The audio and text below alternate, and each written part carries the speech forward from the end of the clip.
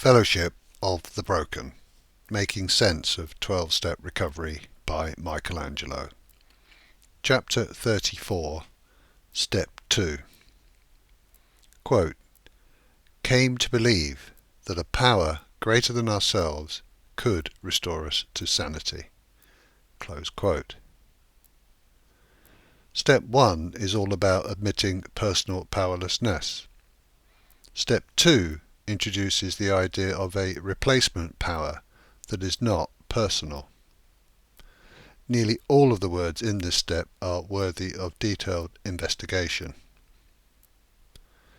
Use of the words came to can imply a sudden change, or they can allude to a gradual change over time. There's no right or wrong interpretation here. Change takes place in the moment, so in this respect it's always sudden. But equally, a big change can take place through a series of smaller changes. It's worth noting that resistance to change can slow down or even stop the natural process. If we want to recover from addiction, then change is necessary. This is why a good understanding of step 1 is so important. The personal mind tends to avoid change if it can, but step 1 makes it very clear that recovery is not possible by maintaining the status quo. The word believe obviously refers to belief. We tend to think that our beliefs are fixed. Belief exists in the realm of the personal ego mind, but beliefs are just thoughts that come and go. It's the idea of a personal self that gives power to these thoughts. The fact that our thinking has led us into the nightmare of addiction could sometimes be conveniently overlooked in favour of holding on to our entrenched beliefs. It is all a function of the personal ego mind, and ultimately it's the personal ego mind that is causing all of the suffering. If a belief is not working for us, then we are perfectly entitled to change it. It takes humility through brokenness to accept that our personal thinking is not reliable. Being willing to allow our beliefs to change is an early indication of humility. The words power greater than ourselves are clearly open to widespread interpretation. The word ourselves is referring to the personal self, which comprises the body and personal ego mind. It is this personal self that has admitted powerlessness and unmanageability in step 1. The words greater than imply a higher degree of strength, extent, ability, quality, or importance. The word power means the ability to do or the ability to influence. It also means strength, force, or energy. The use of a capital P in the word power indicates spiritual terminology. Bill Wilson uses capitalization throughout the Big Book when referring to that which cannot be described. So the implication here is an ability, strength, force, or energy beyond the capability of the personal self. This power is also sometimes referred to as a higher power, with the word higher having the same meaning as greater than, as opposed to any concept of height or distance. The word could indicates a possibility. There's no requirement for certainty. The new belief is simply asking for the willingness to entertain a possibility. The word restore means to bring back or re-establish. This does not imply something new, but rather a return to a previous state.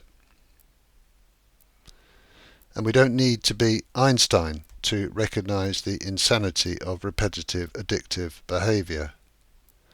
The word sanity means the ability to think and behave in a reasonable and rational manner.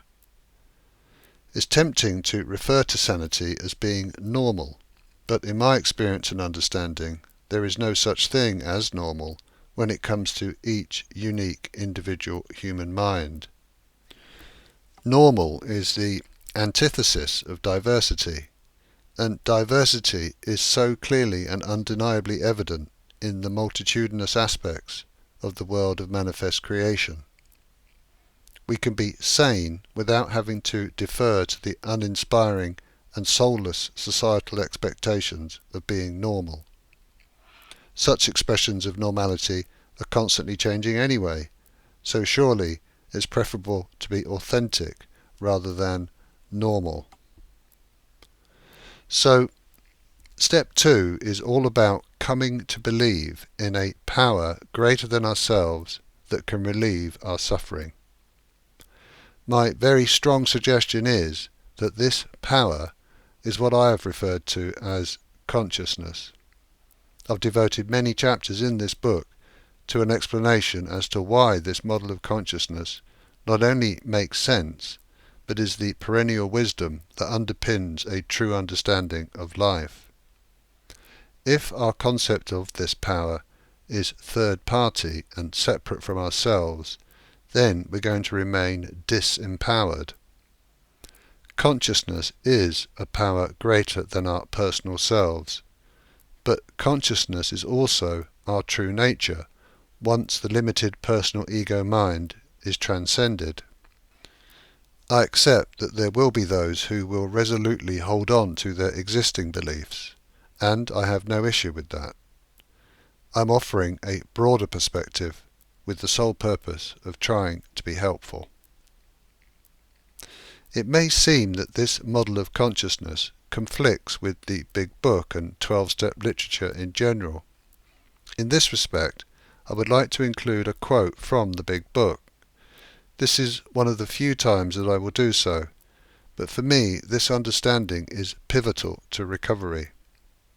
The wording appears on page 55 of the 4th edition and reads, quote, "Sometimes we had to search fearlessly, but He was there. He was as much a fact as we were. We found the great reality deep down within ourselves. In the last analysis, it is only there that He may be found. It was so with us." Close quote. These sentences appear at the end of a long chapter and are easily overlooked. Once understood, the words are deeply profound. Bill Wilson is using the words great reality and He as substitutes for the God word. The clear inference here is that the only place that we're going to find the power necessary to overcome addiction is within ourselves. 12-step recovery is about moving from personal powerlessness to non-personal empowerment. It's all about shifting the balance of identification from human to being. A literal understanding of step 2 then is that we become willing to believe that there might be a force or energy beyond our personal capability that could relieve us from specific addictive behavior. If we are not yet willing, then we can at least have the willingness to become willing. That is all that's needed in order to pass through the gate of step 2. A deeper understanding would be that there is a power greater than the personal self, and that this power has the ability to remove our addictive compulsions through gradually restoring the layers of our psyche that are giving rise to the addictions.